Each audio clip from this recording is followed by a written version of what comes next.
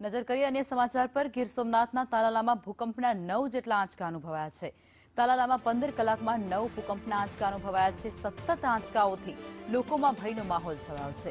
વહેલી સવારે 3.2 તીવ્રતાનો ભૂકંપનો આંચકો અનુભવાયો હતો, ત્યારે વહેલી સવારે લોકો પોતાના ઘરની બહાર દોડી આવ્યા હતા। કેન્દ્રબિંદુ એ તાલાલાથી 24 કિલોમીટર ઉત્તર પૂર્વમાં નોંધાયું છે। 20 જેટલા ગામોમાં ભૂકંપની અસર વર્તાય છે। હિરણવેલ, ચિત્રાવડ, બોરવાવ ગીરમાં પણ આ ભૂકંપ આંચકાની અસર વર્તાય છે। ત્યારે વાઘા ગીર સહિત જે ગામો છે તેની અંદર પણ ભૂકંપના આંચકા અનુભવાયા છે। સંવાદદાતા રાકેશ અમારી સાથે જોડાયા છે।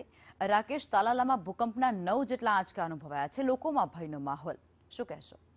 ચોક્કસથી થોડા સમય અંતરે આંચકાઓ તો આવતા જ રહેતા હતા, પરંતુ ગઈકાલે તારીખ 29ના રાત્રિના 2 ને 2:30 વાગ્યાથી લઈ અને બપોરે 4:30 વાગ્યા સુધીમાં 9 જેટલા આંચકાઓ તાલાળામાં નોંધાઈ ચૂક્યા છે, અને જેના પગલે ક્યાંક ને ક્યાંક હવે જે ગ્રામ્યજનો છે તેમાં પણ ભય જોવા મળી રહ્યો છે।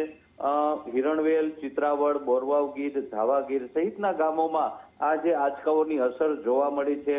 આંચકાઓ 2.9 થી 7.5 કિલોમીટરની ત્રિજ્યામાં જોવા મળ્યા છે, અને તાલાળા તાલુકાના 20 જેટલા ગામોમાં આ ભૂકંપના આંચકાઓની અસર જોવા મળી છે। કહી શકાય કે વહેલી સવારે મીઠી નીંદરમાં લોકો સૂતા હતા અને અચાનક આંચકાઓ અનુભવતા લોકોમાં ક્યાંક ને ક્યાંક ભય પણ જોવા મળી રહ્યો છે। એટલે કહી શકાય 15 કલાકમાં 9 જેટલા ભૂકંપના આંચકાઓના પગલે તાલાળા પંથકના જે ગીર પંથકના લોકો છે તેમાં ભય જોવા મળ્યો છે। આભાર રાકેશ।